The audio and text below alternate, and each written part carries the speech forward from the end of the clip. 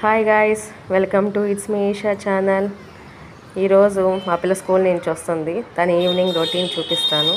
Routine అనుకుంటున్నారేమో, daily routine ఇది మాది. ఖచ్చితంగా మా డైలీ రొటీన్ ఇట్లాగే ఉంటుంది. 5:30కి ఎగ్జాక్ట్ 5:30 కల్లా స్కూల్కి వస్తుంది. స్కూల్ నుంచి వచ్చాక బిస్కెట్ తను తినడానికి అనుకుంటున్నారేమో, కాదు. ఎవరి కోసం కిందకి స్టేషన్ చూడండి, అది ఆ ఇజ్జు కోసం. మేము బాపట్లకు వచ్చినప్పుడు అది 1 month బేబీ. ఇప్పుడు అది 3 babiesకి కూడా బర్త్ ఇచ్చింది. అంత పెద్దది అయ్యింది అది బాగా. ఆమెతో ఆడుకొని 5:30కి వచ్చిన పిల్ల పైకి 5:50కి వస్తుంది మా ఇంట్లోకి. అప్పుడు దాకా ఆమెతో వాటి బేబీస్తో ఆడుకొని ఇంచుమించు ఒక 1/2 hour ఆడిద్ది. 6కో 5:50కో వస్తుంది. ఇప్పుడు ఆ ఇజ్జుకి ఒకటే కాకుండా వాటి బేబీస్కి కూడా బిస్కెట్ పెట్టాలి. అట్లా రోజు 2 packet బిస్కెట్స్. అట్లా డైలీ రొటీన్ మాది.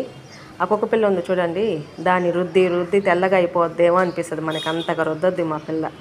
అట్లా మామూలుగా 3 పప్పీస్ ఉండాలి, వైట్, బ్లాక్, బ్రౌను. ఆ రోజు బ్రౌన్ లేదు, అందరు కంగారు పడ్డారు, ఎట్టపోయిందా బ్రౌను, ఎవరైనా పట్టుకునేసారేమో అని.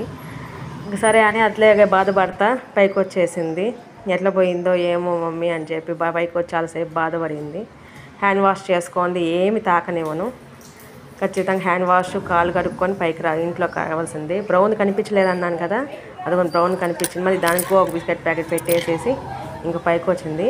ఇప్పుడు మా పిల్ల స్టార్ట్ చేస్తుంది చూడండి, కుర్చీ లాక్కొని మరి స్కూల్లో జరిగినవన్నీ స్టార్ట్ చేస్తుంది.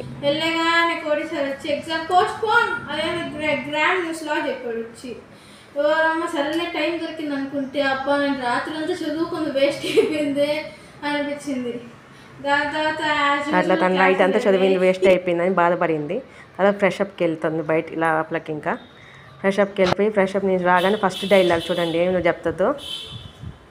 అది మా పిల్ల ఫస్ట్ డైలాగ్, అది ఏం తినడానికి ఏముంది అని చెప్పి. ఇప్పుడు టైం 6:10. ఇప్పుడు నెక్స్ట్ టైం చూడండి ఎంత, 6:30. ఇంచుమించు 1/2 hour అవుతుంది. 1/2 hour దాకా టీవీ తిప్పుకొని టీవీ చూసుకొని అంతా అయ్యేసరికి 1/2 hour పట్టిద్ది. 1/2 hour తింటుంది.